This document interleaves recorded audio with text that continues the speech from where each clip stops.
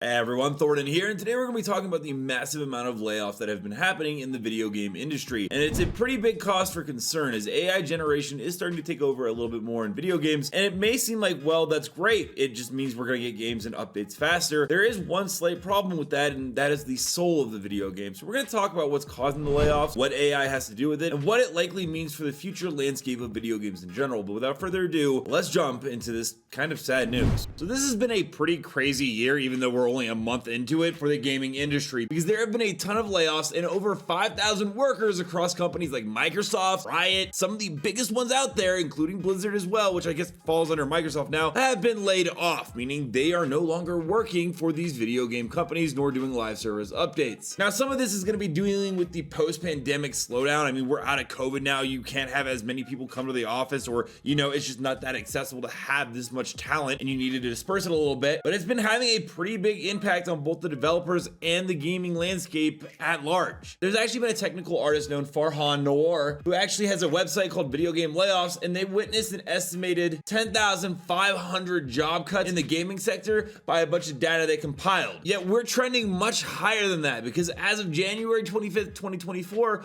we're already at 5,670. We're already past half the amount we're supposed to get by the entire year. Now, obviously, Microsoft is the biggest news that just happened, and they did 1,900 jobs, which added a huge amount to that number of 5,670. And some of it is just going to happen no matter what. They basically acquired Activision Blizzard for $69 billion, and there are going to be certain parts of those companies that get merged and just become useless. Like, for instance, Microsoft probably doesn't need Blizzard's accounting team, or even probably their HR team. Microsoft already has that, and therefore that part of the company is going to be let go. That being said, I'm sure there's a lot of overlap between the developers and the game devs and Q&A that just, fall to the wayside and get cut as well. And then you have Riot Games, which has the absolute juggernaut of a title, League of Legends, and they went ahead and laid off 530 employees, which is around 11% of their staff, which is a very good amount. They attribute it basically to a need to cost-cutting measures and refocusing on core game development, and this actually seems to be going on with a lot of companies right now. And it's not just impacting the video games themselves.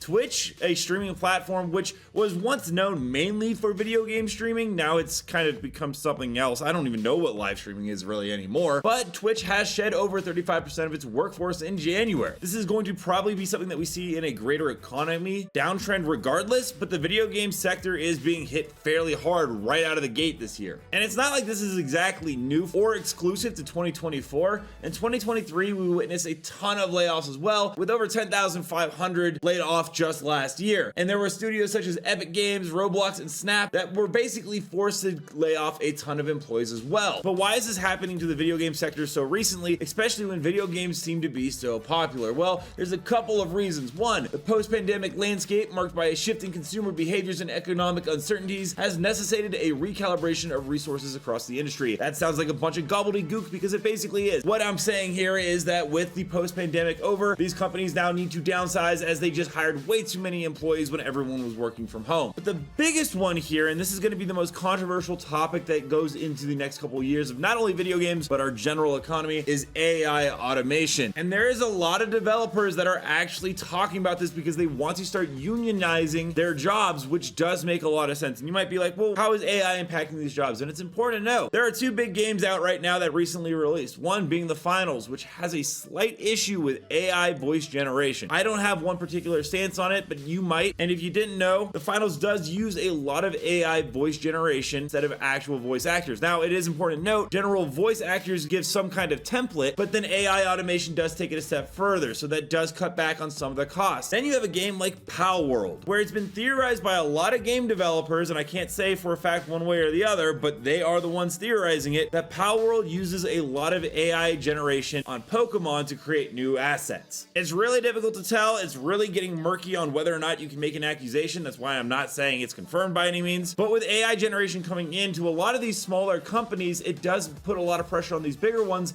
on why they have such a large workforce when they can downscale and see the success of a game like Palworld. On the flip side of that though, and while I do love Palworld in the Finals, I think they are really fun games, I will say you can tell that while there is a bunch of great gameplay mechanics in both of these titles, there does seem to be some sort of soul missing. The Finals has a little bit more soul and a little bit more vibrancy, at least in my opinion, but something with Palworlds just doesn't always sit get right with me. While the game mechanics are absolutely top tier in Power World, sometimes I'll be running around the world in that gameplay loop that it has, and for some reason it just doesn't have that spark that Nintendo with Pokemon does. Now, I'm not justifying what Game Freak has done to the Pokemon series. They have really run it into the ground since I grew up playing Red vs. Blue, but you can go back and look and you can see the love and craft that the devs put in to those original games. You see it with Apex Legends as well, which has more recently got into trouble for using AI art with their Final Fantasy event. Overall, it's going to be interesting to see how the video game sector handles all this new AI generation coming in, how players respond to these games coming out, and if they will still enjoy them, like them, and what is going to happen to the people that actually gave us some of our favorite games. Let me know down below, what are your guys' thoughts on the general changing climate of video games, AI being incorporated into it, and video games such as Power World and the Finals that have incorporated some form of AI into their game. Also, don't go ahead and forget to check out this video right here, which covers more Finals, Power World, and more, video game stuff that you guys are looking for. And until next time, thanks for stopping by. I'll see you in the next video.